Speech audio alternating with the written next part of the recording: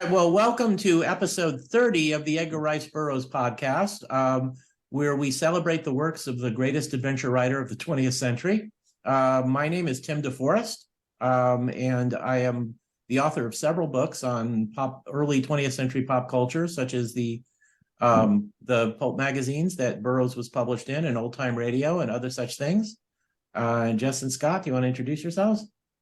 Well, my name is Jess Terrell. You might know me from the Facebook discussion group for the love of all things Edgar Rice Burroughs. 9,700 strong, and the group just keeps on growing.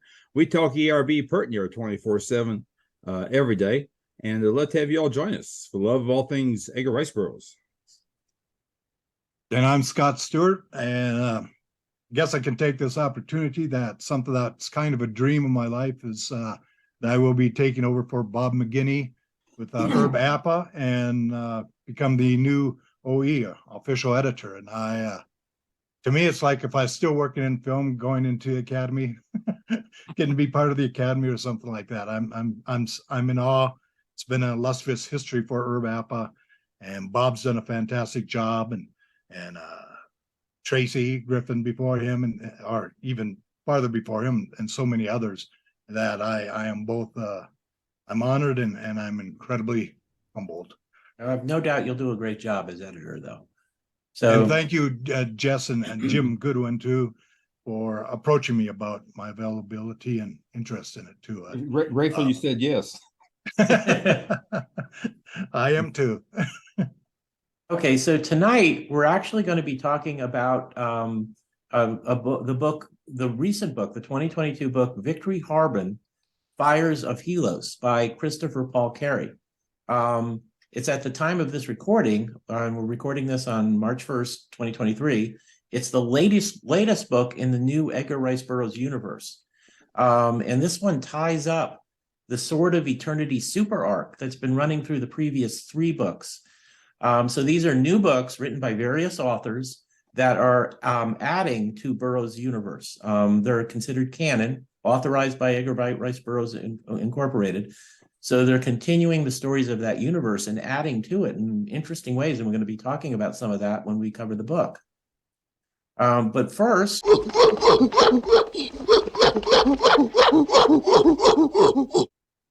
Yes, I hear the apes of Kershak reminding us that we have several special features. Hey, and our first special feature tonight is a visit from Christopher Paul Carey, the author of Victory Harben. And Chris, I really appreciate your taking the time to be here. Well, thank you for inviting me. It's a pleasure to be here. Yeah. And before we get into the book, I actually wanted to ask you, how old were you when you read your first Edgar Rice Burroughs novel, and which one was it? Well, I kind of have 2 answers to that. When I was 8 years old, my dad took me to see At the Earth's Core, the movie with Doug McClure. And after that, I was in a grocery store and I spotted on a spinner rack the Ace movie edition from At the Earth's Core, and I begged my parents to buy it for me. And so they did, and I got it, and I started reading it, but I was 8 years old. I made it a few chapters in, and then that was it. Yeah. But I loved the movie, and I loved the concept, and I loved what I read. And I had an uncle who was very much into Edgar Rice Burroughs. He lived out in Illinois. I was living with my family in Pennsylvania, but every summer we would drive out, and he would read aloud portions of the John Carter books to myself and my siblings. And so I kind of had that oral history, that oral storytelling thing going on with him. And eventually, by the time I was like 12, I was like, I'm going to get one of these myself. And so I went back and I picked up The Princess of Mars. I didn't read it right away, but a little bit later, like a few months later, it's like March. I can tell you the day that it started. It left an impression on me. March 12th, 1981. I came back from school, flopped down on my stomach, and opened up the book and just was mesmerized by it, just taken into that new world. So I was 12 years old. and that was it for the next like 3 years. It was Burroughs everything for me. You know, I just made my way through as many of the books as I could find. Basically, I made my way through everything except for maybe Girl from Hollywood, which I couldn't find a copy of. So that was kind of my exposure to ERB. That's cool. That's a neat story. I love the idea of your grandfather reading you portions of it. That is my so much fun. uncle. Your My uncle, uncle, rather. yeah. I apologize. Yeah. Okay, but thank you. And now you work for ERB. You are director of publishing. Am I getting that right? That's correct. Yes. Yeah. So that And you want me to talk about that a bit? yeah.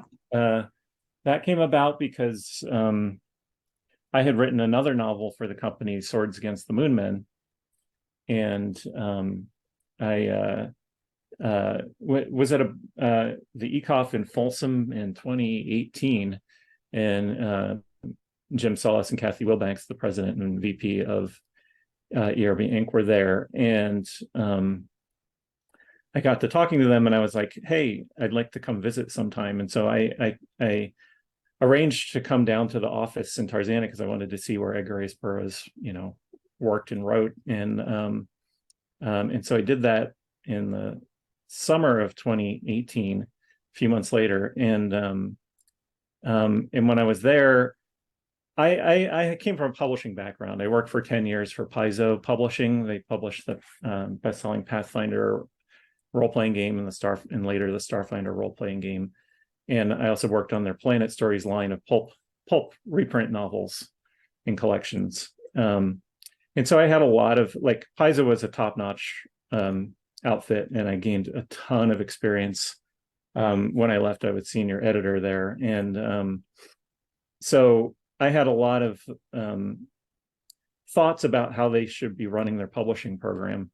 And I thought I was burning bridges. So we went out to lunch, and I just kind of unloaded all of my ideas about how they could do better with their publishing program. And not thinking anything. It was not like I was not trying to get a job at all. I thought I was burning bridges. I thought that was the last novel I would ever write for them. But I wanted to help ERB's legacy, so I was, doing what I thought I should do. And later that year, in November or December, I got contacted by ERB Inc., and there was an opening for the publishing director position. So I applied for it, and I actually turned it down a couple times because I was really happy where I was at Paizo. But eventually they convinced me to come over. Not that it was that hard to bend my arm, but yeah, that's how I ended up there. So I have pretty much rebooted their publishing program, our publishing program, I should say now, and we're doing quite well. So we launched in a really hard time. We launched in the middle of the pandemic, or the beginning of the pandemic. It was April 2020 when we launched our ERB Universe, first ERB Universe novel, the first Swords of Eternity super arc novel, of which the Victory Harben novel is the fourth. But we did well despite the pandemic, or maybe even because of the pandemic, because people had lots of time to read. Exactly. So, yeah. So, but and things just grew from there. So we're still trying to grow it, but we're doing quite well. So all the books are so far profitable up to now. So that's great. I put you in the right place to be visited by a psychic projection of Victory Harben at one point. Right. Exactly. So were there meetings for all the authors? Because these 4 books make one long story arc. And what I love about them, one of the things I love about them, is you can read one individually and just appreciate it by itself.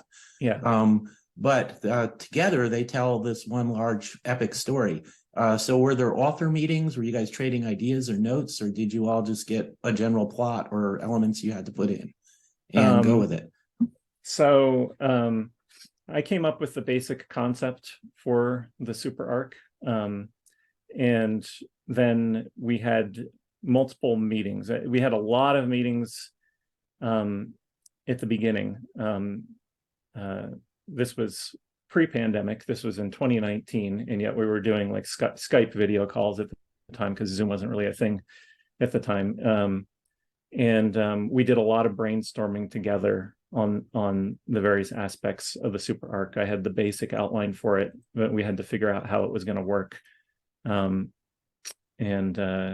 one time we were envisioning even more novels in the super arc, but suddenly, you know, I realized eventually that it would be too big to do a seven book super arc, which was the original idea. We'd still be doing it right now. So there was a lot of collaboration, but, you know, like I kind of I was sort of I'm the creative director of the ERB Universe. So I kind of work like a showrunner, I guess you would say. But I have super talented writers working with me on it. So, and, you know, Win Eckert, who I think you've had on the show here before. Yeah. Is, you know, he's an expert in fictional chronologies, so he's been super helpful to keep everything in order and make sure we're not like violating any temporal chronological issues, you know. So that it is cool. I do like in a fictional universe, one of the things that makes you believe it is a chronology that makes sense. So I guess the only thing you guys have to really explain at one point is Korak, and you know how he could have been born in 1910 and been old enough to fight in World War I. So Wynn is working on that right now. So he's working on Korak at the Earth's Core, which is the first book in his own super arc. A loosely connected series of a trilogy, basically, a series of novels. So that we're calling the Dead Moon super arc, that revolves around the pendant moon of Pellucidar.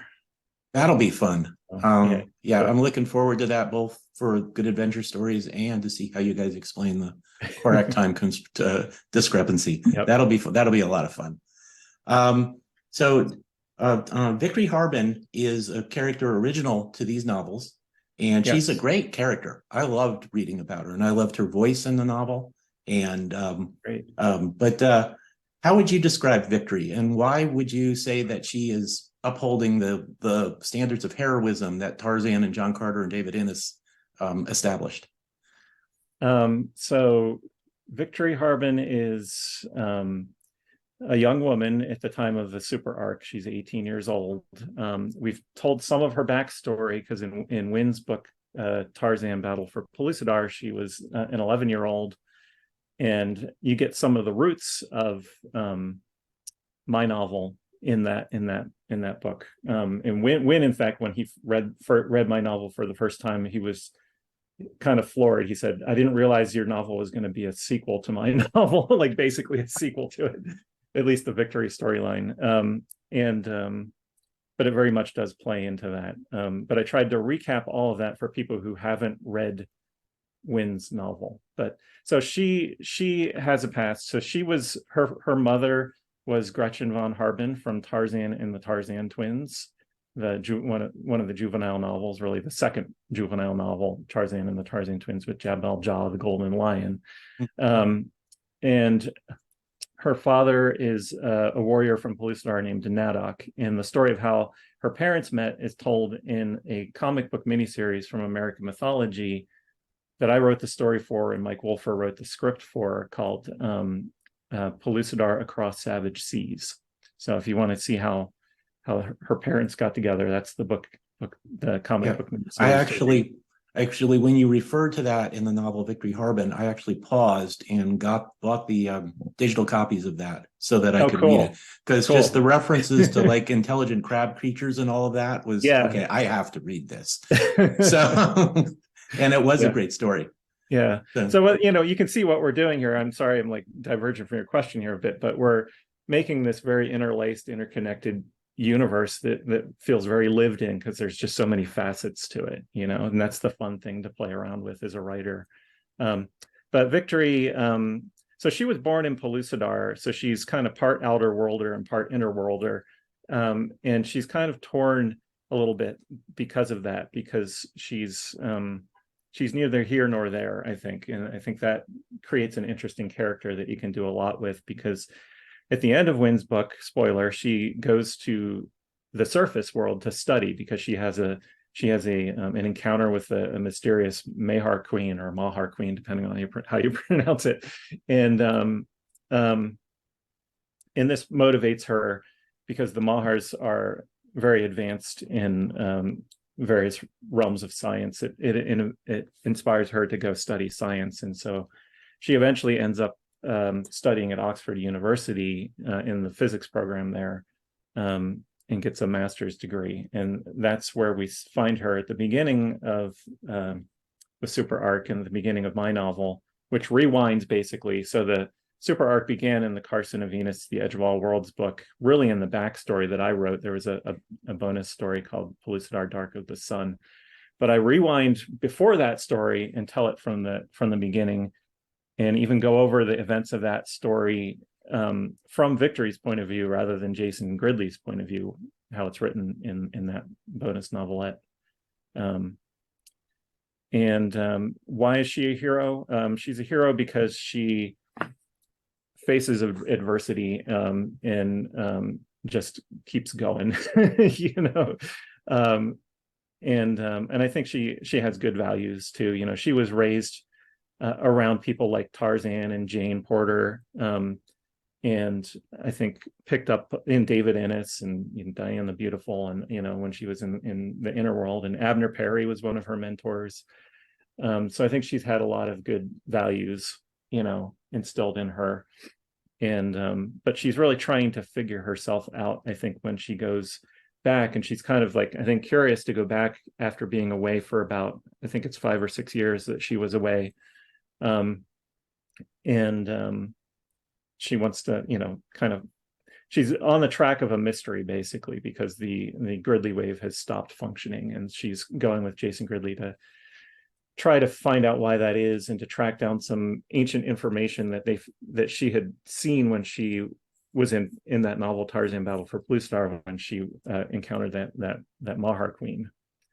So yeah, and she is a great character, and I agree she has great values. It's obvious through it all that she would sacrifice herself to save somebody else if she had to. And it's obvious that she would always think of somebody else when there's a dangerous situation. And it makes her cool. It makes her fun to read about. But you can also see her youth in some of her actions and outlooks. And she comes across as a very three-dimensional, likable, admirable character. And she's, obviously, as the narrator and main character, she's the main reason I enjoyed the book as much as I did. Oh, I'm very pleased to hear that. I wrote it in the first person because I thought, John Carter gets to be in the first person. Why shouldn't Victory Harben get to be in the first person? And we get to see a little bit of like her spirit, just like you do with John Carter. Yeah. When I first got the idea for the ERB podcast, I briefly considered on the podcast always talking about Burroughs' works like they're true, which meant we would have had to take, I dismissed that idea because it meant we had to take a lot of his credit as an author away. Well, that's just John Carter talking, and he's writing it down. And I just realized I'd have to get on your case for putting yourself down as an author. Hey, you were just writing Victory's stuff down when she narrated it. I put forward the facade that I'm an author, just for the sake of business. But well, you can always say you had to edit her a lot, and she included lots of complex math that you had to cut out and all of that. But it is like one of the reasons that just the original, Burroughs' original writings all tied together so nicely was his, that version of him being at the center of everything. He always was there to hear the story, or he was the one who found Bowen Tyler's thermos or whatever. It was always, he was like this focus point for everything. That deeply impressed itself on me when I was younger, reading these books when I was a teenager. And I a little bit different from a lot of Burroughs fans in that I wasn't really a comic book reader. I was just a literary reader. And so I didn't know about crossovers or anything like that, but I got to see it in ERB, and that just deeply impressed it upon me, imprinted upon me. And then right after I started reading ERB, I was still reading ERB when I encountered Farmer, Philip is a Farmer. and Farmer did a ton of crossovers with his Wilderness Universe and Tarzan Alive. I was actually reading Tarzan Alive as I was reading the original Tarzan books, but I had to stop because I could only get up. I didn't want to spoil the rest of them. So I remember reading up to like book 8 or 9 and then stopping. I'm like, oh, I can't go. And then I waited a couple of years before I read it, before I finished the series. So, yeah, and and we'll have warned people at the beginning of the podcast to avoid that. We're going to have some spoilers. So the touch of having Burroughs tied into the Gridley Way, that's why why it stopped working, is when he passed away. yes. It was a beautiful touch. I really saw it as a tribute to Burroughs' imagination and his ability to create this universe that we can still play in today. Yep, that's it. That's it. And was starting out with this new ERB Universe series. I wanted it to carry on the legacy of ERB. So I thought like the good starting point would be when ERB passed away, we're like picking up the torch from him, and then integrating that into it was just made it all the more sweeter to make him be the kind of the focus, the hub of everything. So that when he was gone, it just stopped functioning, It was great. I love that part. It was really just, you could immediately read it as a tribute to him and the creative force behind all this. Yeah. But you also add to the ERB universe in a really interesting way when Victory realizes that there are different dimensions involved. Yes. So we send the Mars rover over and they're not seeing Tharks and all of that. Why not? It's because there's a dimensional barrier, and the Barsoom version of Mars and that version of Venus and all that all exist in another dimension, and so does Pellucidor. And that actually made me stop and go, wow, that's a cool idea. And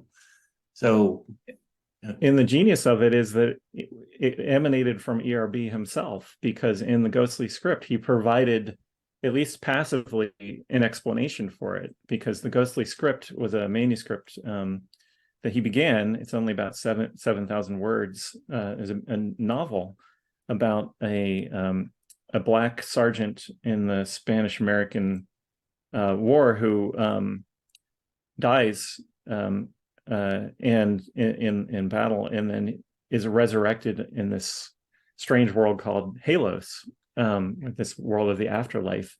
And he says that it has three suns, but it occupies the same space that Earth occupied.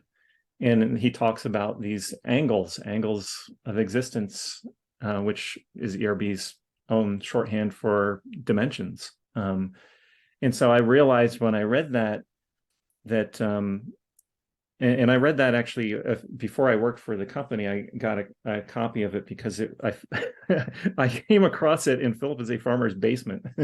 The Burroughs fan Bob Barrett had sent it to him with Danton Burroughs' permission, because it was after Phil Farmer had finished writing The Dark Heart of Time, and Bob was trying to get him to finish the Ghostly script too. But at that point in Phil's career, he was on the verge of retiring. He had one more book that came out, and that was it. So I don't think he was interested. And honestly, it's very similar to Phil's Riverworld concept, and a little bit too close. I don't think he would have wanted to write about that,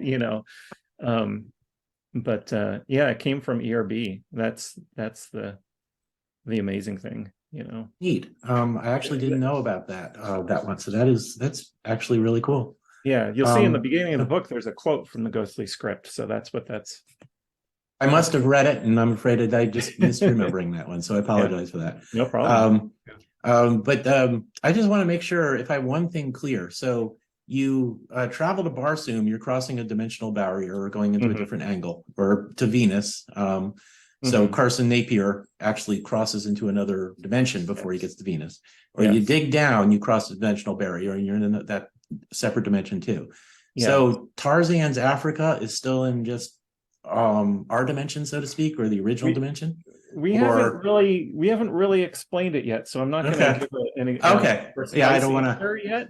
But if you remember the Malibu comics, The ones that came out from Semic internationally, and then in the US under Malibu Comics. Tarzan, did you read those? Have you read those? I have not read those, no. That they were doing some interesting things in that series. They actually have Tarzan, when he goes to these lost cities, he actually had this innate ability to open sort of dimensional portals. So they were putting Opar and stuff in another dimension. So he had to pass through this valley, and then people in his proximity got drawn in with him to it and stuff like that. That's how they explained it away, that you would have all these fantastical civilizations in Africa. But we have to talk to Lord Greystoke about that and Victory, see if that's a thing. But it certainly would explain certain things, I would think. Yeah, it would, because there's not many unexplored places in Africa now. So why haven't we found Pal Eldun, for instance? Exactly. So it would be a good explanation for it. Yeah, but Tarzan does originate from our universe. Okay. And Carson, I believe, does too.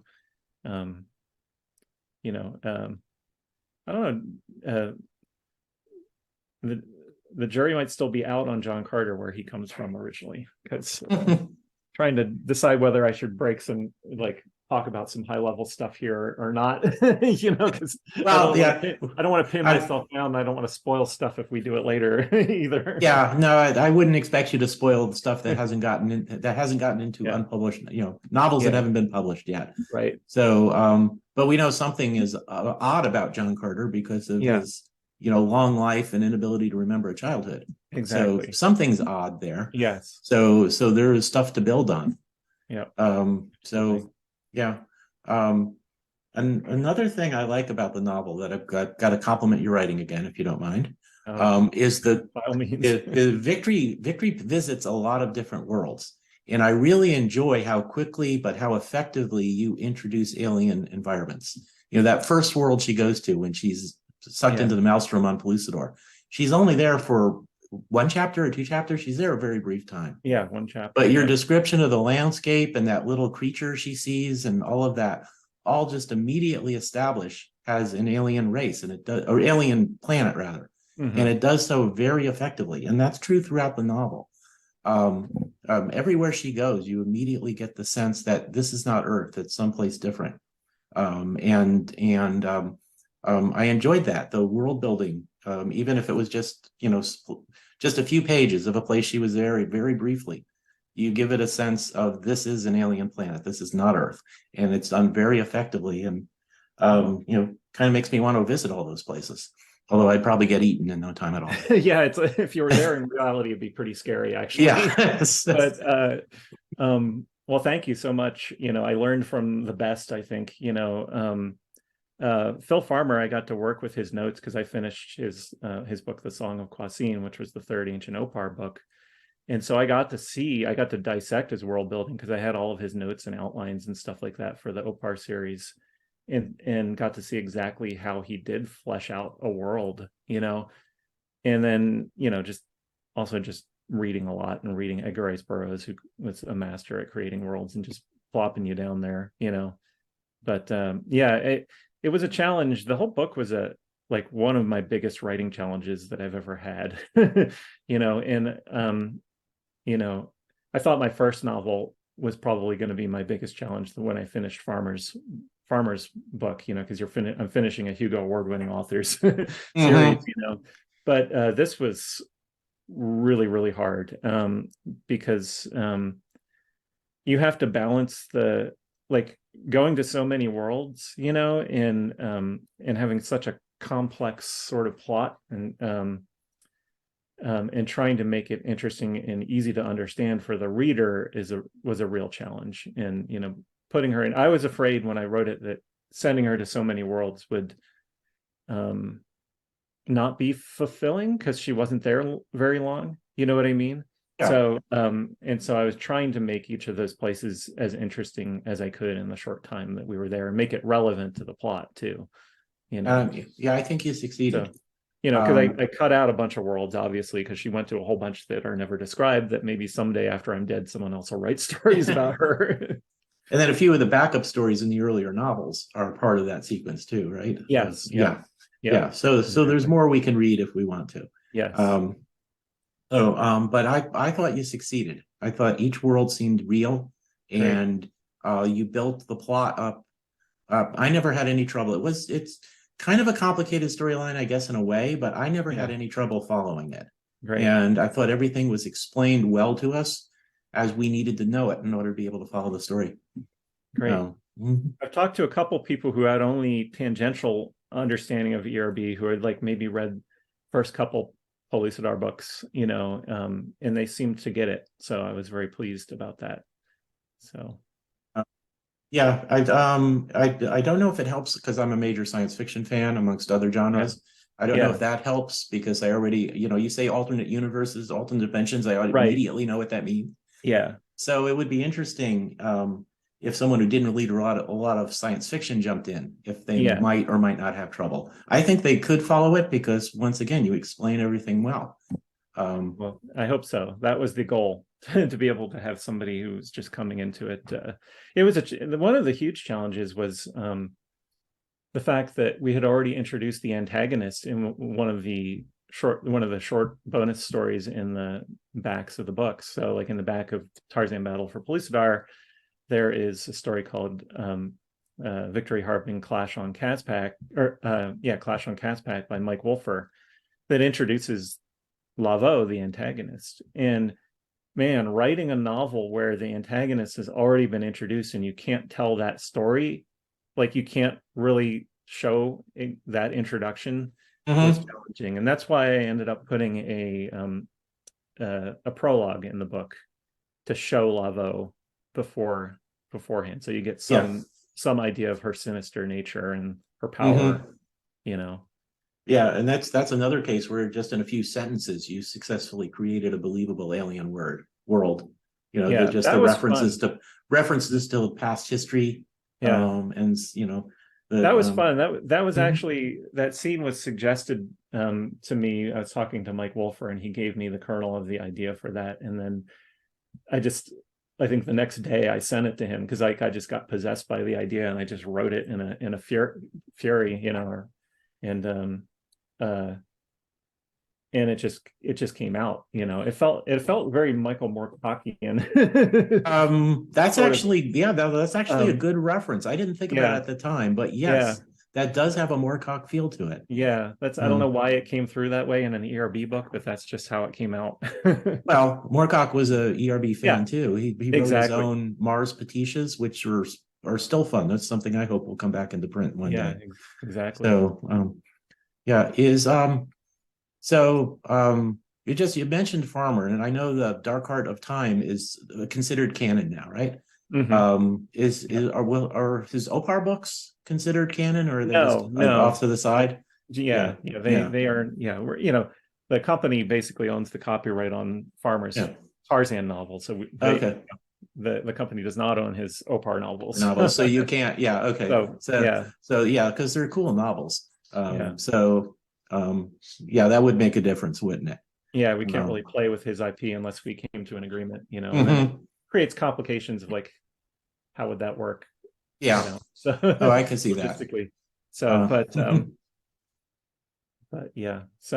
but you know, the Dark Heart of Time did play an interesting role in Victory Harben Fires of Halos, because of the crystal tree. And that was really fun to write about. And I knew there was going to be something like that in the book, but I didn't know it was going to play the role that it did until I was pretty far along, because I was thinking of having a different means of transport for her in that scene where you have this crystal tree. But then it just clicked all of a sudden. I'm like, why do I have this thing here? It's not really serving a function when it can do the thing that I have this other scene written in my head about. And why can't I just take that to be the source of how she travels, you know? Yeah. And then it just clicked, you know, that, and I was always intrigued by the fact that Phil in the Dark Heart of Time said that the crystal tree could be used for transportation, interstellar transportation. And I'm like, what? How? So I wanted to find out how. So I did, thanks to Victory. Yeah, that's cool. Well, that's part of the fun of the ERB universe is you guys can take all these elements from the different earlier novels and tie them together in new ways, or just use. I mean, it's just got to be a fun sandbox. I'm not taking away that it's hard work to create these things, but it's also got to be a fun sandbox to play in a lot of ways. It's a mix of the best fun and the hardest work. Yeah, I imagine it must be. Yeah. So it's also like I wrote this novel most of it over the past, over the year before it released. And so that was me doing Burroughs 24/7, 7 days a week, because I had to write it on the weekends. Okay.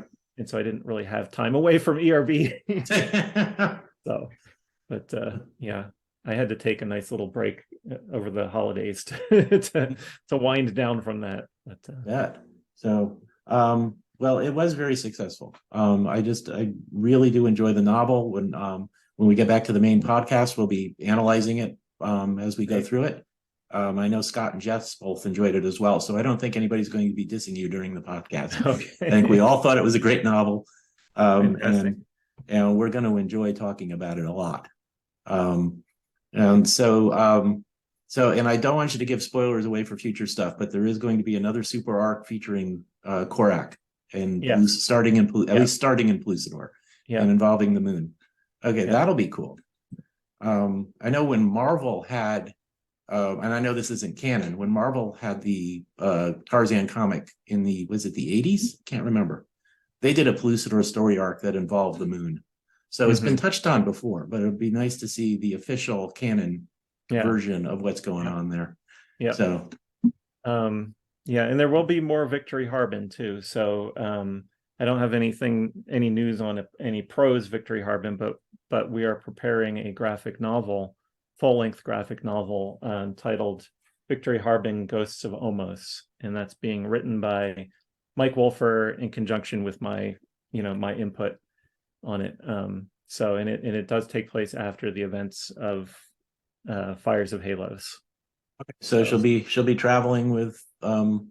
Oh, what's the name of the monster that she befriends? Hucklebuck. Hucklebuck. I apologize for blanking on that. That's right. That was a fun character. Actually, since Burroughs he often gave his characters unusual pets that were intensely loyal to the hero. Yeah. We did a mini podcast about that once. I enjoyed that. I thought that was like another little tribute to a storytelling trick that Burroughs always did. Give him a pet that loves the hero and is there and can be depended on. And Hucklebuck definitely serves that role. And Hucklebuck has really proven to be popular among readers from people I've talked to. Anyway, a lot of people want to get a Hucklebuck plush, so we're working on it. That's perfect for a plush. Yeah, exactly. You couldn't do a Cowlet or a plush. I don't know if that would work, but Hucklebuck would make a great plush. Yeah, absolutely. Yeah, but she'll also be with Tila, the character who is introduced in originally in Beyond the Farthest Star, Warriors of Xandar, the comic book miniseries from American mythology, which also has Victory Harben in it. And she was also in you get to see a little more of that character in Mike Wolfer's story in the back of my book, the story Beyond the Farthest Star, Escape on Xandar, character Tila. So she'll be a main character in the graphic novel as well Hucklebuck. Okay. Well, that's cool. Hey, and we'd like to thank Chris once again for taking the time for that interview. We recorded that about a week and a half before we recorded this main podcast, and Chris was very generous with his time, and I hope you all found that as interesting as I did. Now, before we get to the book itself, we've still got a couple more special features. we'd like to congratulate the winner of the trivia contest that we held in the last episode. A listener named Pewey, P-U-E-Y, and he sent me the pronunciation. I'm probably still getting it wrong, and I apologize for that. He correctly identified the captain of the O222 as Captain Zuppner, and he won one of the new authorized editions of one of the new Tarzan novels, of one of the classic Tarzan novels. Pewey also says that was his grandfather's nickname, and I'm quoting from his email to us now. When I was named after him, somehow I inherited his nickname. Speaking of my grandfather, I have fond memories of going on a fishing trip with him when I was a boy. I remember sitting on a bucket for a chair and reading Tarzan at the Earth's Core while I was catching not a thing. When I looked up the answer to this trivia question, I had to dig up my old battered copy of that book, and I was immediately reminded of that time. This was because my grandfather that I grew up watching. It was because of my grandfather that I grew up watching the Marx Brothers, reading Mad Magazine and Pogo Possum, and searching for old Tarzan stories. Sadly, he passed away a few months ago, but he left me with a love of all sorts of old stories. So I think that's a great story. I always love it when somebody from the previous generation introduces somebody else to Burroughs or other classic bits of fiction or pop culture. So Pewey, and once again, I'm mispronouncing that. I know, I'm sorry. Thank you for those comments. That's a neat story. We also got an interesting email from a listener named Peter, who says, just like you, I have become immersed in the writings of Edgar Rice Burroughs, in particular, his most famous character, Tarzan. However, I noticed there was a continuity error between book number 1, Tarzan of the Apes, and book number 6, The Jungle Tales of Tarzan. As you know, book number 6 is a McQuell, meaning it's a story that takes place during book number 1, specifically before Tarzan kills Kershak and becomes the leader of the tribe of apes. The problem is that when Tarzan is playing mediator to the apes in book number 1, an ape named Gunto is present. However, it's mentioned in book number 6, which takes place before Tarzan's reign over the apes, that Gunto was killed in a fight with Tarzan's friend Twog. So Peter asked, what do you think about this? So apparent continuity error. Jungle Tales tells us that Gunto was killed before Tarzan was king of the tribe, but Tarzan of the Apes tells us that there's a Gunto alive while he's king. And I mentioned you, both of you about this, messaged you both about this and asked you. And I think the answer we came up with was the best one, that first, it's very possible when writing Jungle Tales that ERB pulled the name Gunto from Tarzan of the Apes and used it without realizing he was presenting a possible continuity problem. But I think we came up with an in-universe explanation. The simplest explanation is that another ape used the name Gunto after the first one was killed. The second Gunto was the one who was mentioned in Tarzan of the Apes. With their limited vocabulary, it wouldn't be surprising if names were occasionally reused among the apes. And I looked up Gunto in the Mangani English dictionary. Gun the meaning is uncertain, but probably means a part of the body. Tu apparently means purple. So both apes, the original Gunto who was killed, and then the later one, had a purplish patch on some area of their body. And so they shared the name referring to that. It's possible they were related and that this trait was passed down to the younger ape.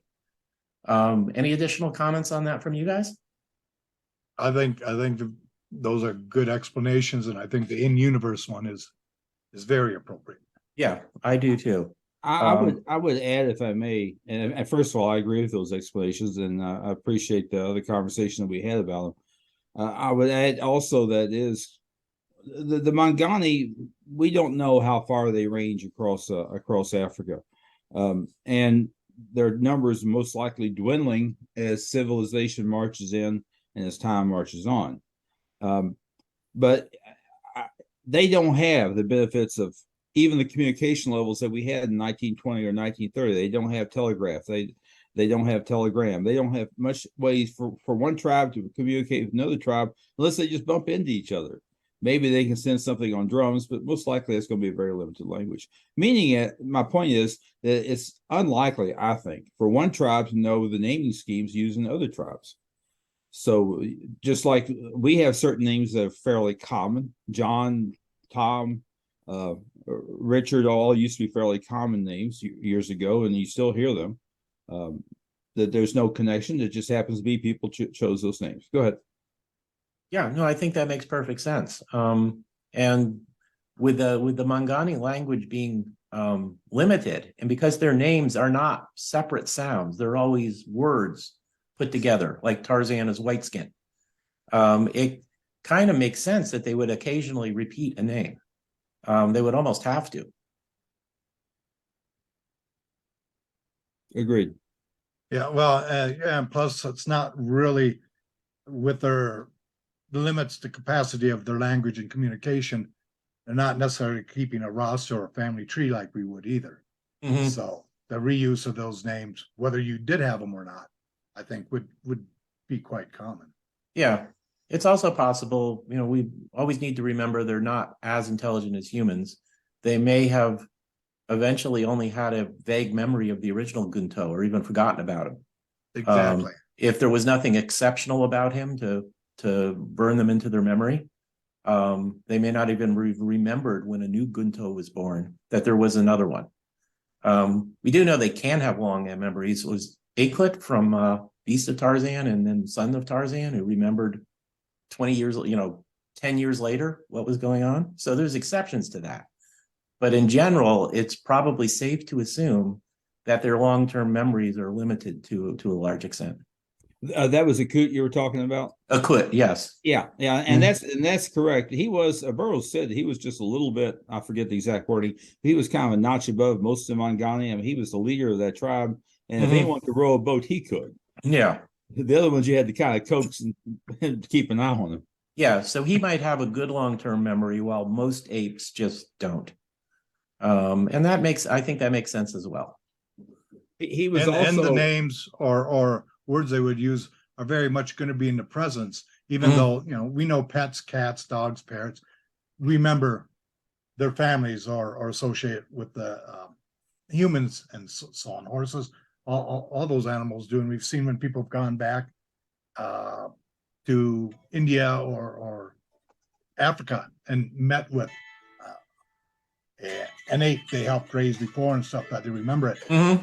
But they may remember that kinship, but the fact of the name would have no present, not necessarily going to be saying, well, you remember when old Gunto used to swing from that tree. They're going to use it in a present tense for an identity for someone in their current pack or tribe. That's true too. Yeah. So Pitar, that was a great question and we appreciate your sending it. Now, I know you've also made comments on our YouTube channel a number of times and suggestions, and we really do appreciate it. We hope you keep listening, and we hope you're satisfied with the answer we gave, but just please comment on it otherwise. And finally, we do have a trivia question for this podcast. And I ended up with an extra copy of Victory Harben. So a copy of that book is going to be the prize for this trivia question. So the question is, what is the name of the mammoth von Horst befriended? So to qualify for the trivia question, you need to send the answer to our Gmail, Edgar's mailbag at gmail.com. And that will be in the show notes as well, but it's Edgar's mailbag at gmail.com. And the question again is, what is the name of the mammoth von Horst befriended? Do not post the answer on any social media sites that we post this podcast on. In order to qualify as a winner, to qualify as a possible winner, you have to send the correct answer to the Gmail. And if there's more than one correct answer, which there has been a couple of times, I will randomly pick somebody from amongst those answers. So the prize is a copy of Victory Harben, Fires of Helos by Christopher Paul Carey, the book we're about to talk about. And just send us the answer to that question to qualify for possibly winning a free copy. Now we're going to dive into the book, and I will say that with the author's permission, because I asked him when we did the interview, With the author, we are going to include spoilers. I would suggest that you actually pause the podcast at this point if you haven't read it yet and read the book yourselves before listening to our analysis, because we are going to be spoiling some things. If you don't mind spoilers, go ahead and listen now. I always like to have read something before I listen to analysis of it, but I know everybody's different. But Victory Harben, Fires of Helos, was published in 2022. And as I said, it ties up a story arc that had been running through the 3 previous books in the new Edgar Rice Burroughs universe. And it's a very fast-paced book, and a lot of stuff happens in this book. I mean, a ton of stuff. So with Victory being tossed from one planet to another and having a lot of mini adventures.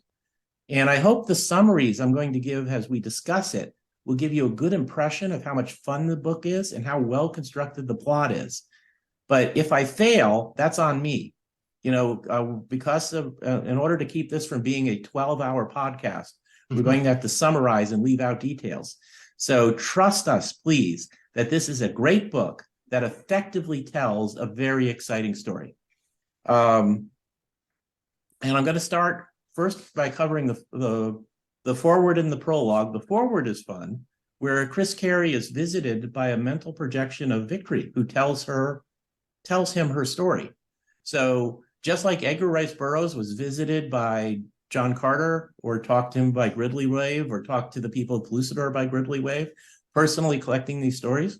Well, Chris Carey was visited by Victory, and that's where he got the story that he relates in this novel. It's told first person by Victory. You know, in the interview I did with him, I kind of said, if we pretended that all these were true stories, we'd have to criticize him for claiming he was the author, when actually he was just transcribing what Victory told him. But he uses the same conceit that Edgar Rice Burroughs used for how he got this story. And then there's a neat prologue, you know, a brief story from another planet that establishes, that a powerful entity is searching for Victory. And I think Chris does a great job here of giving us a sense that this is indeed an alien planet with its own history and culture. It's only a couple pages long, but he references places like the Citadel of Knives, or he references a past battle with the dragon snake of Borna. And we don't know anything about these things, but the references nonetheless give us a sense that this alien planet is a real place with its own real history. Any comments from you guys about the foreword or the prologue? I would submit, I would agree certainly that the prologue gives us an idea of what we're in for. It alludes in its 2 pages. It does allude to Victory. I don't recall that she's mentioned there by name, but there's a character there described that turns out to be her. And then the other one, of course, is Laveau. And I think we have not seen flying angels with big swords in Burroughs stories before. But that's the kind of fictional character that I can certainly enjoy. And when I saw a picture of Laveau early on, I was hooked immediately without even having read the story yet. So she's very formidable antagonist, persistent as can be, stubborn, strong, determined, and hard to get rid of. Yeah, and ruthless too. That's one thing this prologue sets up, not just how powerful she is, but how ruthless she is too. Yeah, exactly. And she does, in the last line there, she does ask the surviving women there, tell me everything you know. I'm paraphrasing a little bit. Tell me everything you know about Victory. So you know there's a great danger something's going to be popping up that Victory has no idea is coming along, but we got a little inside peek at it. Okay, we're moving forward to a quick summary of the first 4 chapters. The story is set soon after World War II has ended. In fact, there's going to be a reference to the death of Edgar Rice Burroughs, which sets it in 1950. So these chapters introduce us to Victory. They give her history. They let us know that she was born in Pellucidar and grew up there, but she's been to Oxford. She's a brilliant scientist, trained in physics. It drops hints about other adventures, such as when her mom, Gretchen, a character from the Tarzan twins, first came to Pellucidar. And that reference actually made me stop right there and buy digital copies of the comic book miniseries that tells that story about Gretchen, because Chris just drops a few hints. Well, my mom came to Pellucidor and she met these intelligent lobster creatures and all of that. And I have to read that. So I just paused to get the comic and read it because I hadn't yet. It was a wonderful story.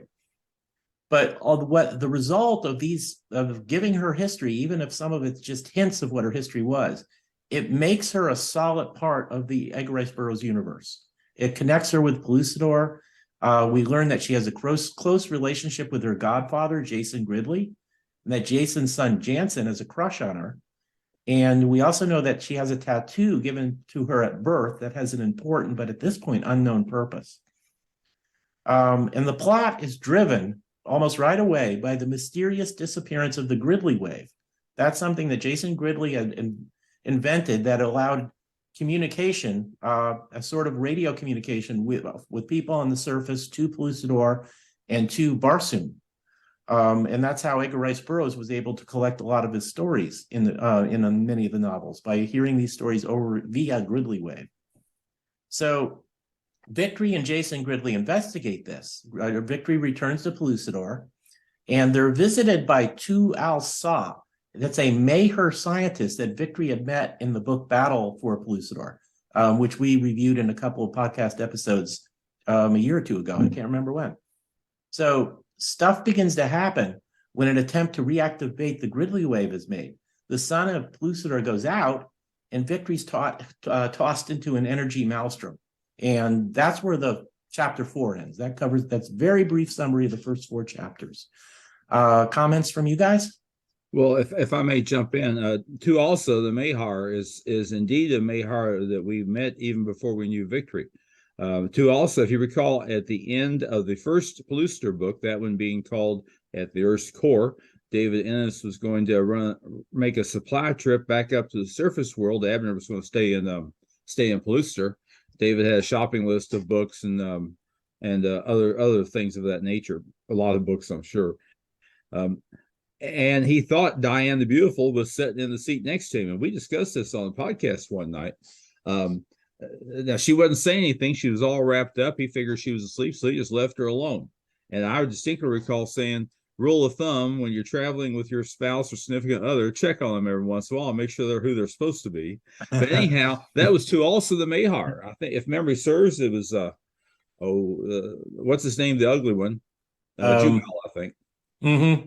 Had abducted, which happens, Diane the Beautiful, and replaced her with this Mayhar. So Mayhar, go ahead. I was just going to say, David was being a typical husband, of stereotypically not paying attention to his wife. Exactly. Focusing on his driving, being a good boy. Yeah. Not bothering her. So anyhow, they go to the surface world, and he gets up there and pops up into the sunshine, the same sun that we know. And he looks next to him, and that's a Mayhar sitting there. Well, that's just great. So he keeps the Mayhar subdued and manages to do all the shopping he's supposed to do. I don't know how he did that. And he's trying to figure out what to do with this creature. He decides to take it back down to Pellucidor with him. So he does. And when he gets back to Pellucidor, he turns it loose. And there's some good artwork showing, and it's a good description by Burroughs, showing this massive creature. Once it's finally out of that very tiny iron mole, stretching its wings, flying around a little bit, circling, and then it takes off for home. And that made an impression on Tu also. She recognized that David Ennis was being kind to her, that he was being charitable. He could have killed her. She knew that. But while she was on the surface world, she got to see the sky. She got to see the stars. So she got to see the moon. And I guess looking out the portal window, I'm sure he didn't let her wander very far without a leash. And that made an impression on her. First time she'd seen those things on the surface. All right, go ahead. I'm done. Yeah, but I was just, that's actually a neat way of tying that character, who did first appear in Battle for Pellucidor, or the first new universe book she appeared in was Battle for Pellucidor, where she was, I think that's where she was actually given a name. I don't think Burroughs named her in Pellucidor, but I may be wrong about that. But that's a neat way of tying it to the original books.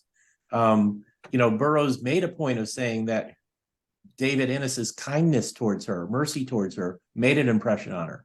And so we're seeing the fruit of that even further through in Battle of Luthor and then here in Victory Harben. And it's a nice touch for solidly tying it together to the original Burroughs stories. This isn't just a story set in a location that Burroughs created, which would have been cool in of itself.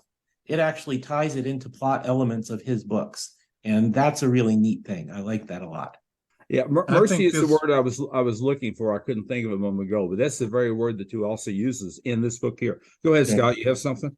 I was just going to say what both of you are talking about here points to the fact of something that continues to amaze me. I don't know if I should be, but I am.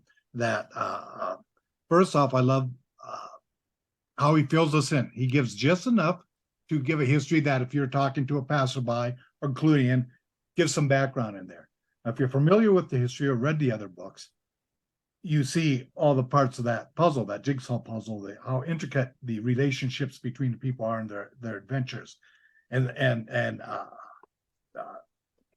Chris here, and like when Scott Eckert and Gary Gravel and all these writing these other books, they're not just superb writers and capture the spirit of ERB so well, and other writers I didn't name who are part of the universe here. But the fact is, their knowledge of what's happened to who and when and where, and how they cross over and rely on each other. I have complete confidence when I'm reading these stories that these histories are complete and full. I mean, we can look up and there's times when something may slip through the cracks. But the fact that they make these story details so tight and related to each other, it blows my mind. And really, it doesn't detract from the great writing of the story. It just makes me appreciate what they're doing so much better. It's not just a weekend toss off. It's a true honoring of what ERB started, and they're carrying it on. And it kind of works on two levels. One, if you've read all the previous stories, both the Burroughs stuff and the previous new universe stuff, then there's all these like Easter eggs in there that you get more out of. But Chris Carey is also very careful, I think, to give us enough information to where if we're reading this cold without having read the other stuff, it works on its own. Exactly. He's still giving us enough stuff to be able to follow the story and hopefully make us want to go back and read the earlier stuff, the way it made me read that comic book series about Victory's mom, Gretchen. You know, he gave those little hints to what that adventure was, and it sounded so cool. I knew I needed to read it. So I would recommend, by the way, people reading the 4 Sword of Eternity books in order. I think you get the most out of them that way. But you can read any one of them by itself, and it is a independent story that doesn't confuse you because you didn't read a previous one. You know what's going on at all times. If I may interject here, we learned Tu Also's name in the second book, the Paluster book. So Burroughs did tell us. Okay, so that was, I could not remember if she was given a name later or if Burroughs did it. So that's neat. Right. I like that. Right, because she went to Surface World with David at the tail end of At the Earth's Core.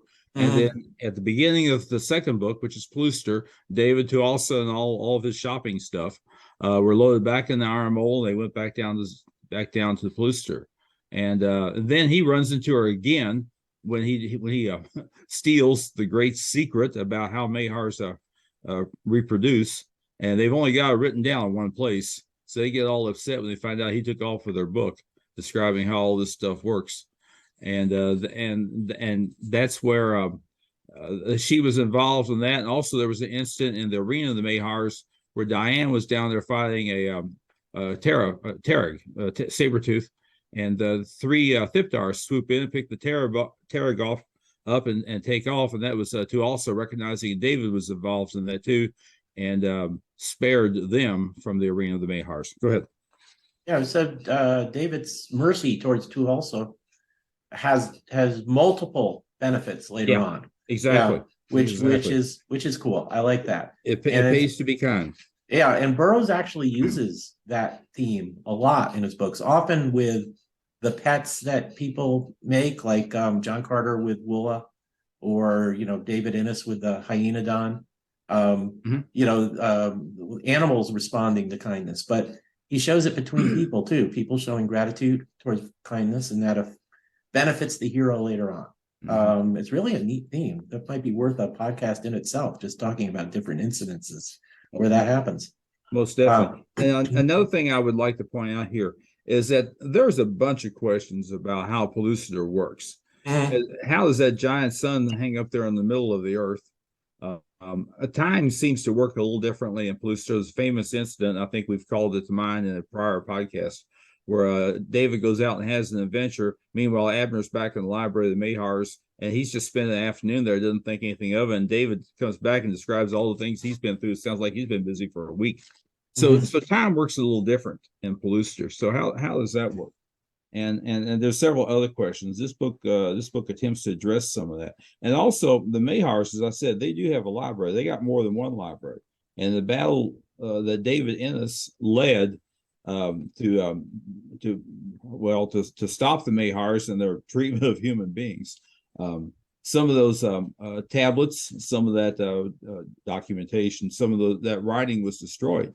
But some of those tablets have survived, and Victory certainly has an interest in reading those. And we'll find that a young fellow by the name of Jansen, who's Jason Gridley's son, also has an interest in reading those tablets. Go ahead.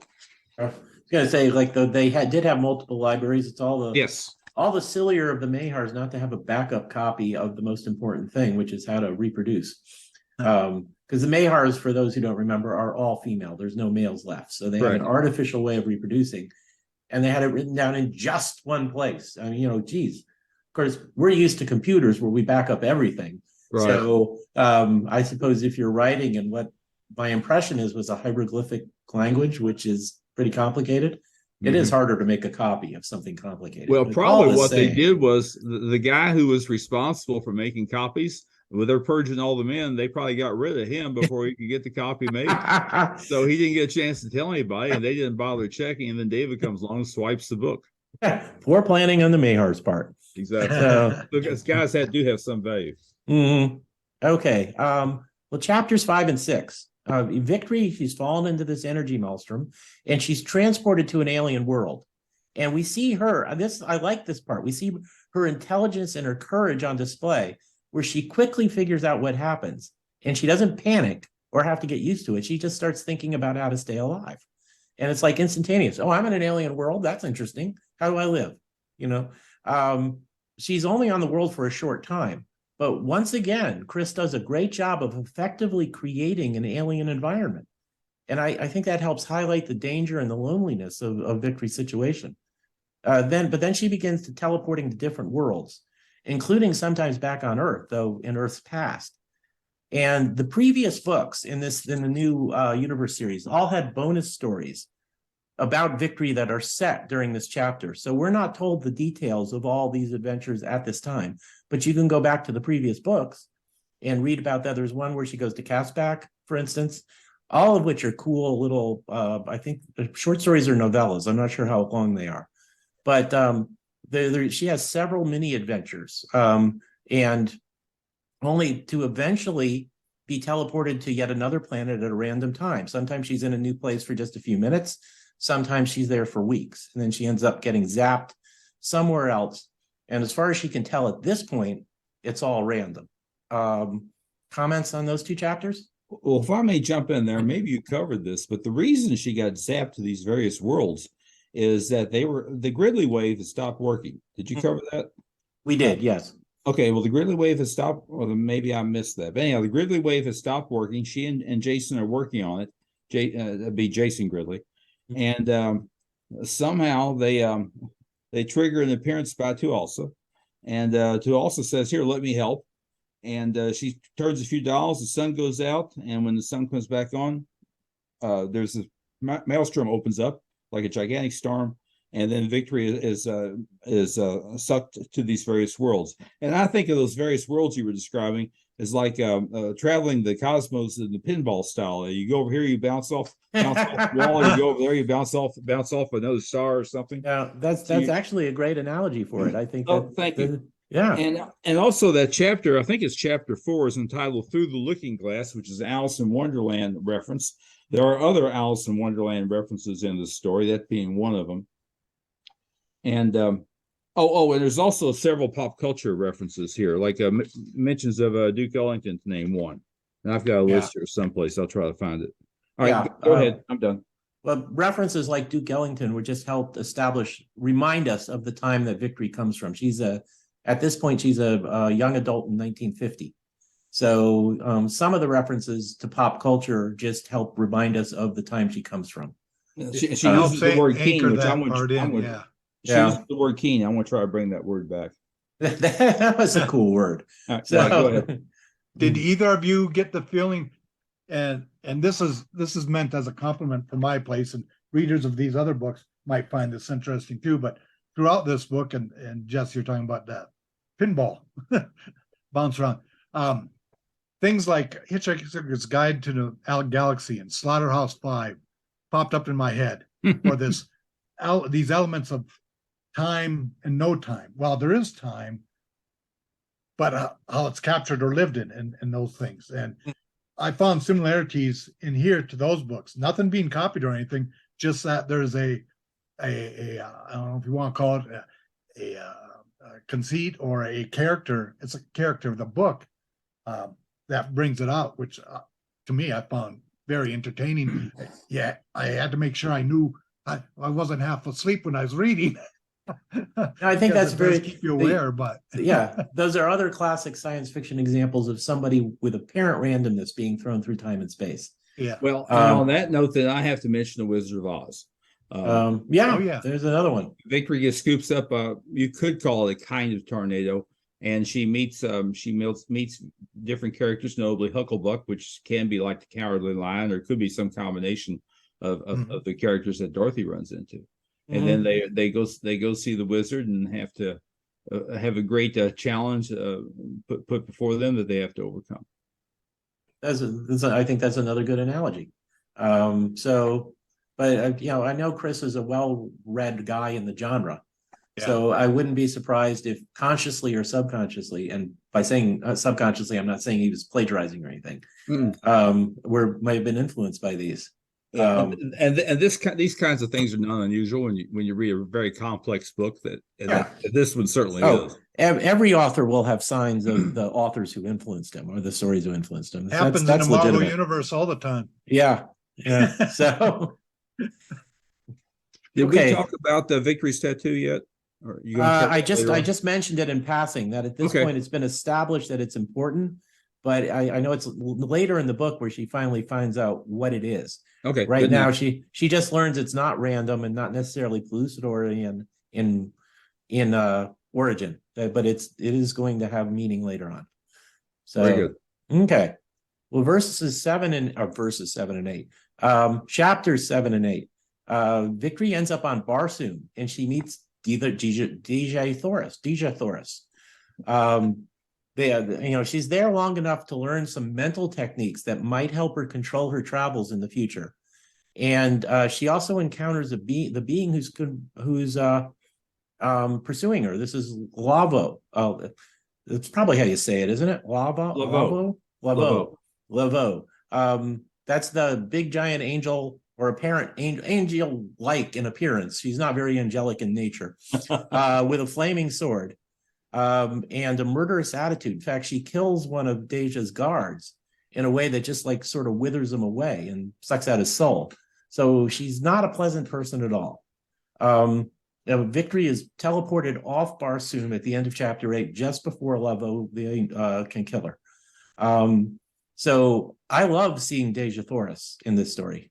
She's a great character, and I kind of always wish she appeared a little more often in the original Mars stories, because she is when Burroughs was at the top of his game, he presented a woman who was intelligent, not necessarily a warrior, but brave and intelligent and erudite and all of that. And she's top of the heap for Burroughs women, and it was kind of neat seeing her portrayed in this story too. I have to believe that Chris had fun writing this book. I mean, to take a book and get to do Pellucidor, get to do Barsoom, get these characters, and as we see characters from some other books pop up, take some of these favorite parts and mix them all in and use them in a completely legitimate way this way. It just, I'm guessing, I'm, picturing them kind of leaning back in the chair going like, oh, this part will be cool. Yes. And did it succeed? I hope I'm not too informal and saying it that way. But I just, he had to have the adrenaline running in him, I would think, knowing his passion and love for it and what he does for a living. What a great way to get a take and pick up favorite parts of all these other parts of the universe and time together. Yeah, I agree. Any other comments on these chapters?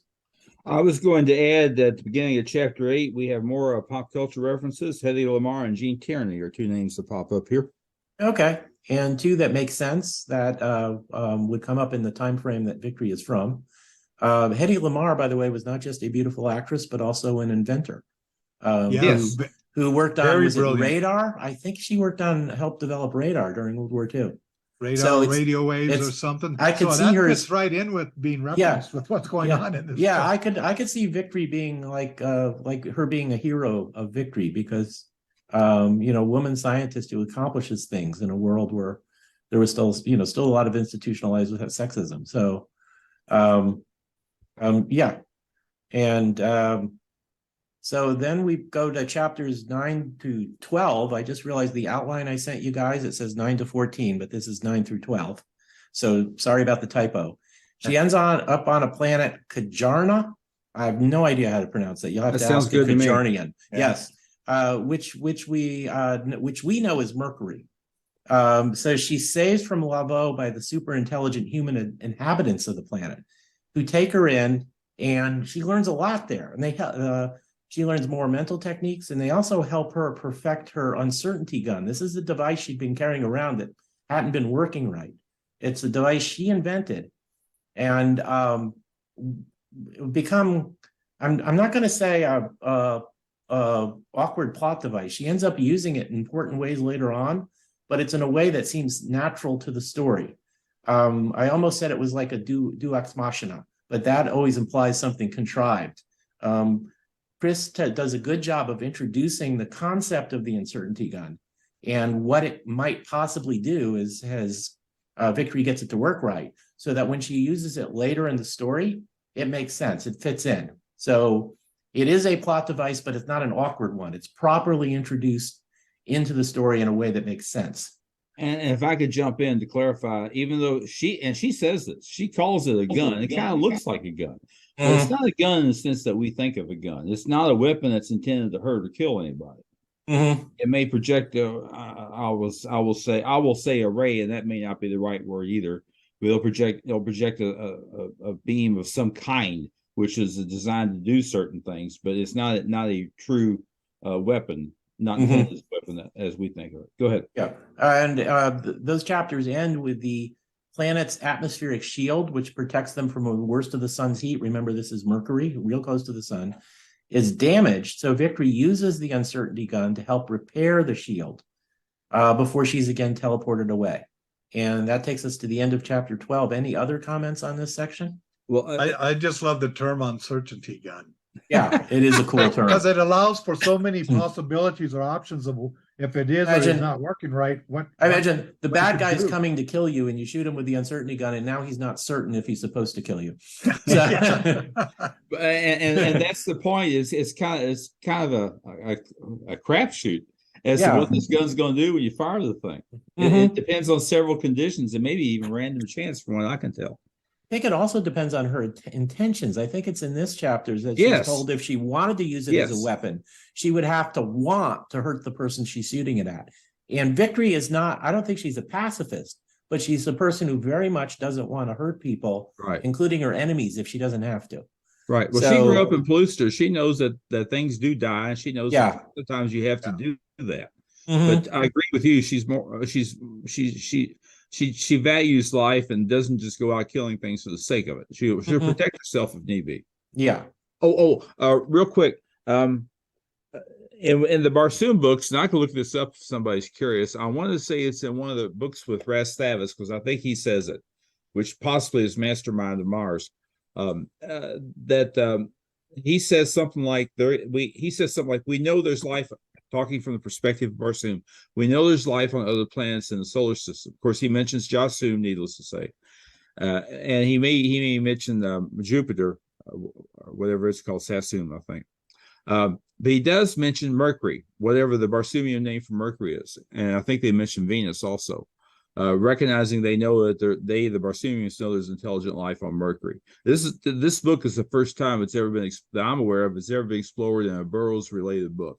Yeah, because Burroughs, as far as our solar system is concerned, he did Mars and Venus, and the skeleton men who invaded the last Mars book were from Jupiter, right?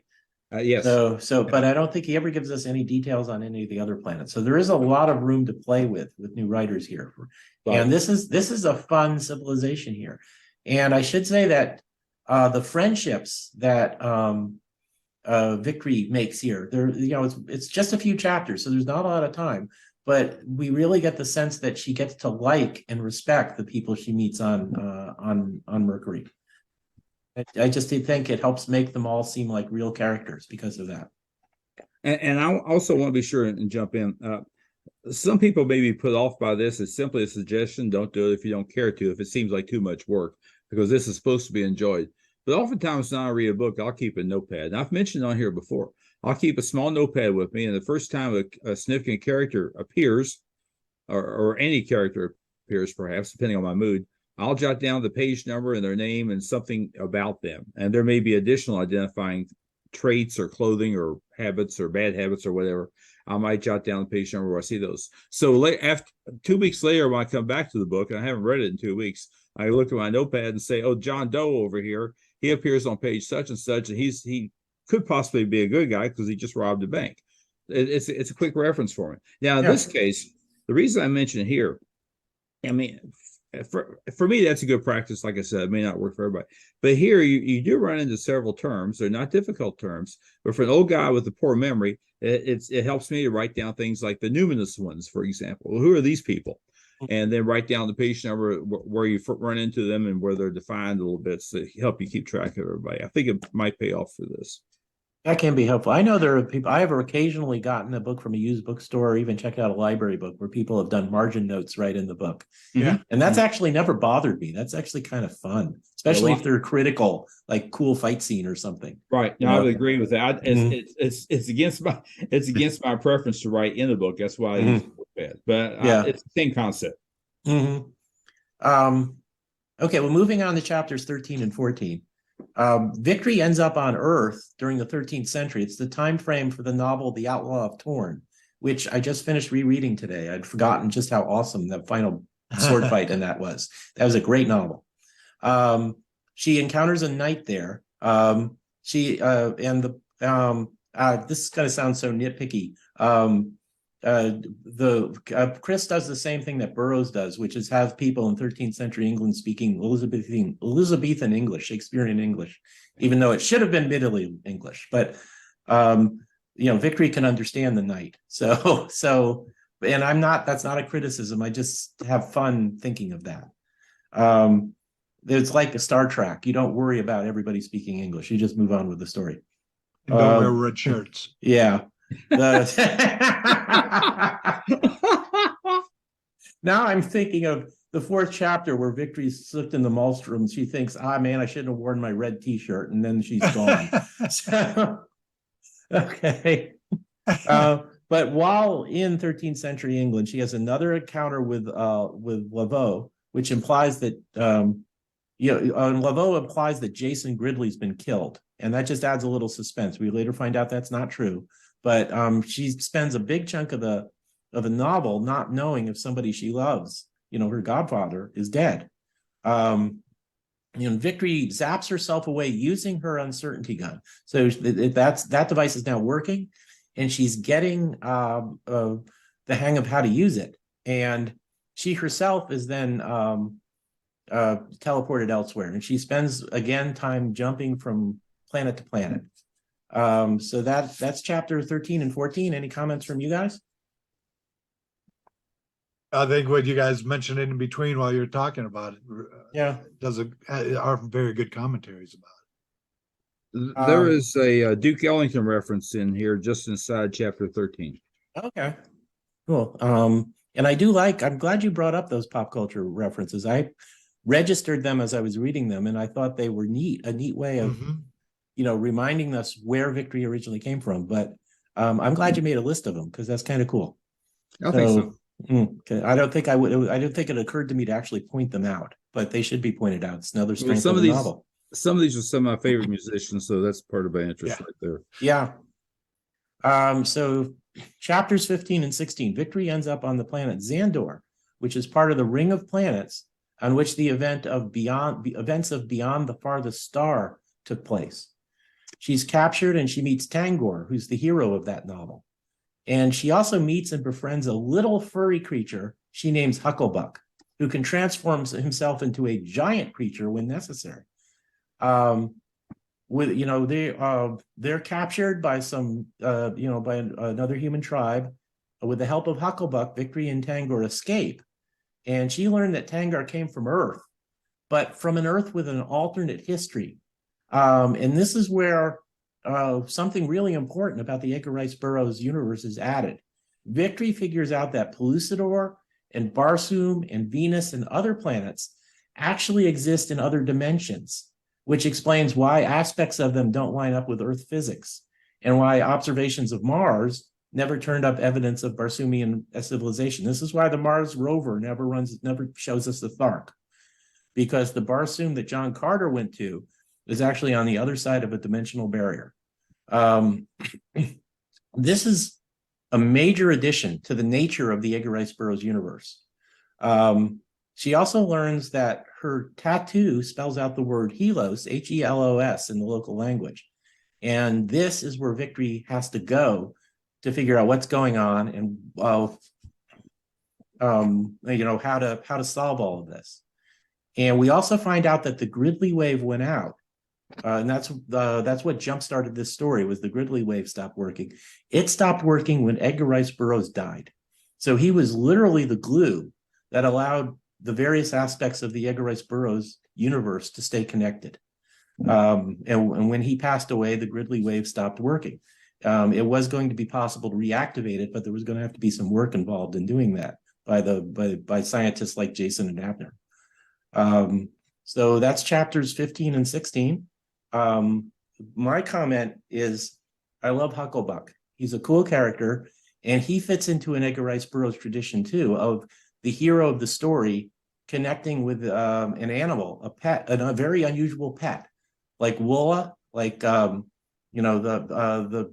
golden lion, like the hyenodon, Raja, I think, that David befriends in Pellucidor.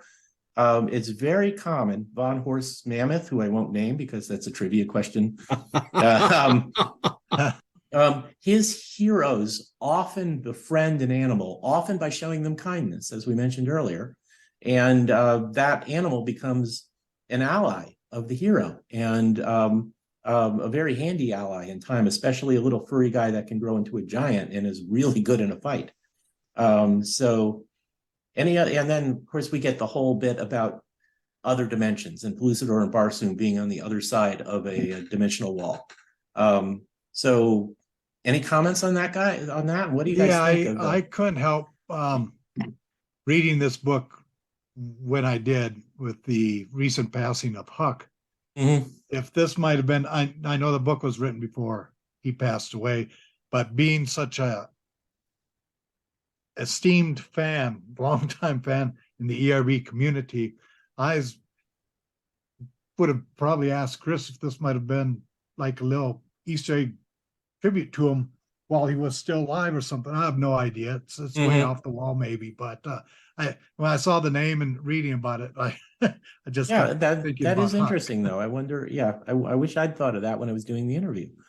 So well, and not to make a light of that possibility, certainly what you have there could very well be correct. I will say that Hucklebuck was a popular song of the 1940s, recorded by several artists, notably Louis Prima, who was a band leader and had kind of a gravelly voice, and you would know his voice from the Jungle Book animated movie by Disney from about, gee whiz, Yep. 30 years ago. Louis Prima did the voice there, King Louis. That's him. Mhm.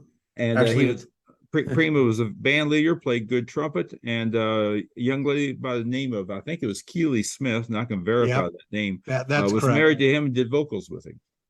just to make And us all that's a good point considering Duke Ellington, everything you're talking about. Mhm. A really good point because It do the fits. Hucklebuck or whatever. Yeah. Yeah. Now song now at that the time. now that you said that, I remember that song. And Yeah. that's probably what Victory would have been thinking of when she came up with the name. Just to make us Exactly. all feel old, the Jungle Book is going on 60 years ago. Oh, really? So yes. Oh my goodness! I didn't bother looking it up. I was going So- from memory, which is old. But Mhm. anyhow, that's a favorite tune of mine, so I jumped on that when I first saw it. To your point, Scott, you could very well be correct. It could have served. Well, I'm sure it fits right in there with the music and cultural references you're doing it too, Mhm. and maybe it serves double duty. I could be complete. It's just with the shock of it and everything, and so many in the community. Yeah. And I didn't know him that well, but I met him. I first met him. Yeah, I'm gonna say 20 some years ago in Folsom at a ECOP or convention we had there. But when I saw that being ERB, and with this passing, it just jumped out at me. Well, certainly Huck was a good friend of mine. We oftentimes, of course, we get together at Dum Dums and Eckhoffs and those kinds of things. Yeah. And oftentimes he would take a morning walk, and I would go along with him. I could tell you, he could outwalk me. Now, I distinctly recall we were in Chicago, and there was a shopping center off in the far distance from the hotel, and he walked right across that street with his cane, didn't bat an eye. Traffic stopped for him, and I'm scrambling to keep up with him. And then when it came time to come back, his police homing instinct kicked in just fine because I didn't know how in the heck to get back. The hotel was out of sight, and I was already tired from all the walking. So I followed him, and he got me back to the hotel just fine. So he was an extraordinary person. For those who wouldn't be familiar, Huck is short for Huckapoler, his full name. Just passed away recently. We all miss him. Mhm. I wanted to point out, if you look at your copy of Beyond the Farthest Star, and this is the book, of course, from Burroughs.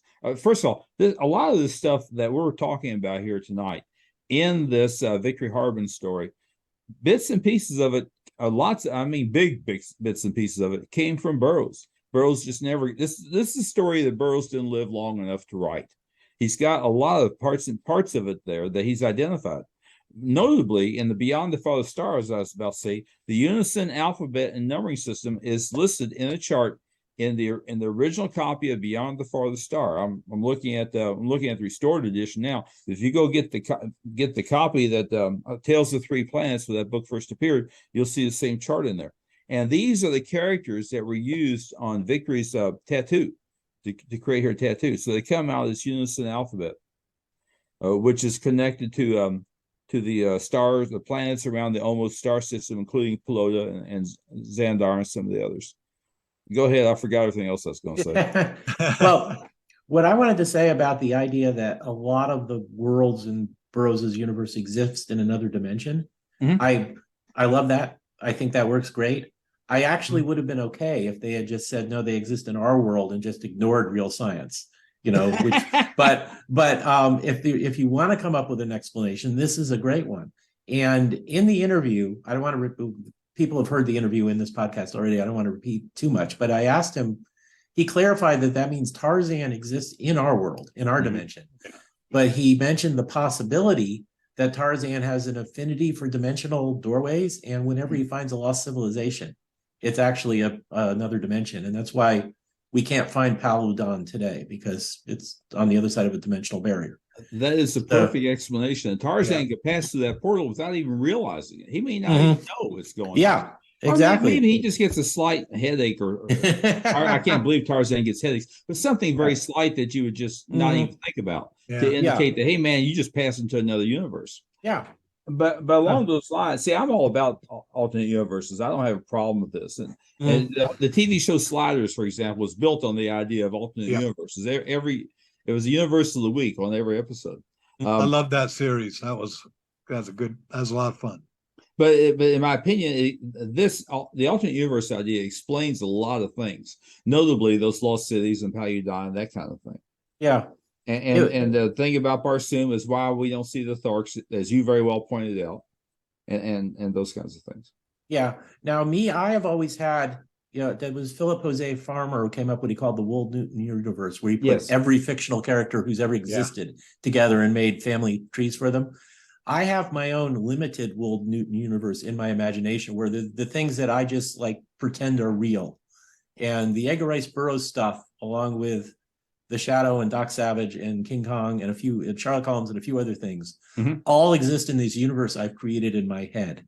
Right. So it probably works better in a logical way if some of them exist in another dimension. As I said, if they had made the decision to just make the universe the way Burroughs described it, and you ignore what the rover doesn't find and just say Barsoom is Barsoom, I would have been okay with that too. But as long as they went with alternate universes, they went in a logical way that makes sense. Right. And does explain a lot from a real life. And things like Beyond the Lost Star and the Lost Continent both had World War I just never ending. Right. So those would have to be alternate universes already anyway, even if you were pretending everything else was in our universe. Well, to your point, that's something else I was going to point out. In fact, it's become a favorite statement of mine. On the very first page, I have Beyond the Fallen Star in front of me. On the very first page, Tangor is telling his story. And I believe I was shot down behind German lines in September 1939. Yeah. The USA was not yet involved in World War II in September 1939. So how the heck did this happen? Yeah, that tells you right there that it's not the World War II we're familiar with. Exactly. And you can very easily tie that into the Lost Continent, which is set a couple hundred years in the future, but from a world where the European War, World War I, just went on and on and on and on and on. So you could put those two in an alternate universe together very easily. Yeah. And someplace in here, I believe Victory and Tangor compare notes about the details of fighting.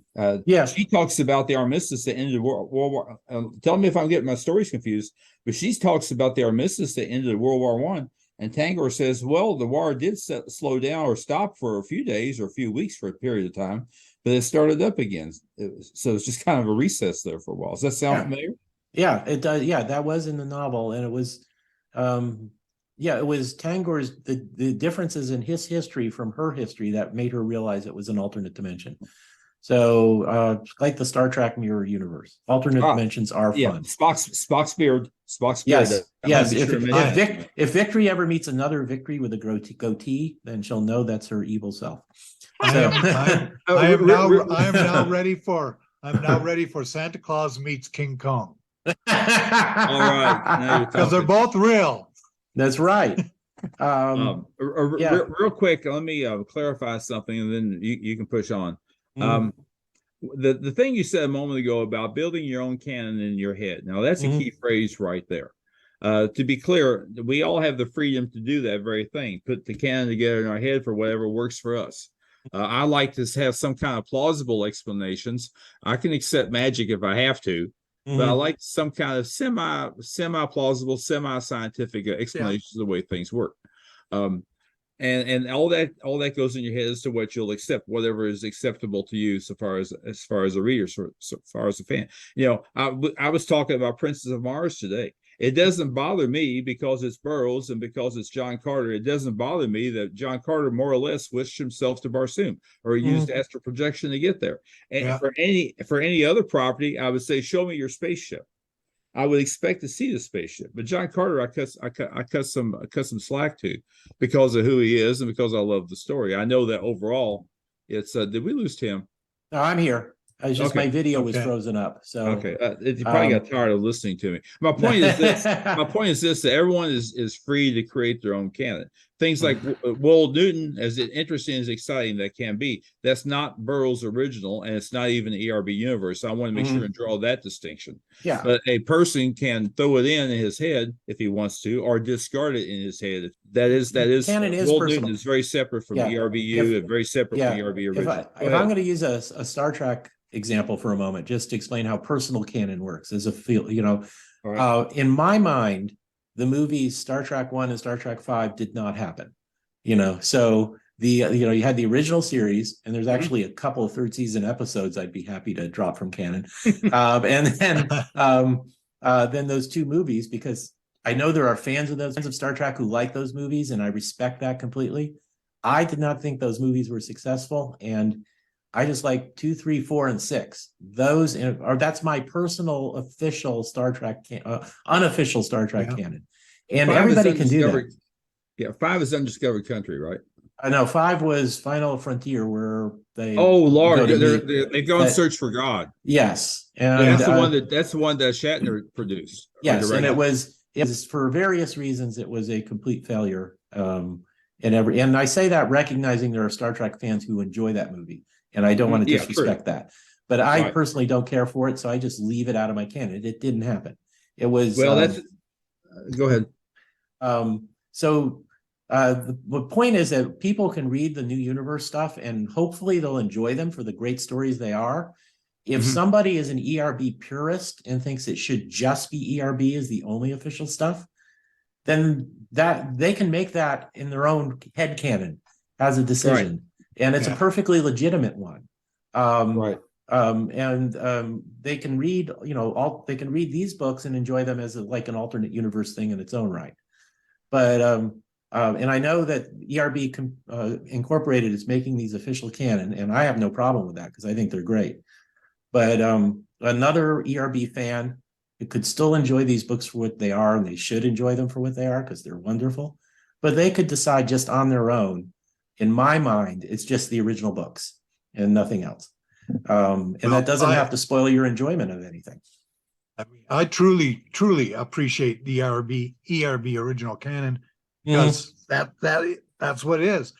I love what they're doing with it, because these are people I know who are faithful to it, are trying to expand, because I'm thrilled that we get chances to read more Tarzan stories and stories with Victory and Pellucidor and all these characters, and they're brought back in a reasonable way. When not like the unauthorized Tarzan in the German, the books written in the 60s that got stopped. Which were much more of a filler type, unauthorized job. And I'm a huge fan of Farmer, and we've got to cross over people who are writing these books and love these. I know the same. They've worked with and done stuff with the Farmer material too, and make it all live. And you just put your mind out there that this is a set of stories that entertain, and they're honoring, not just trying, but truly honoring the original material that they're basing upon. They're not a pastiche. They're a legitimate part of that universe, or as we see now, expanded universes.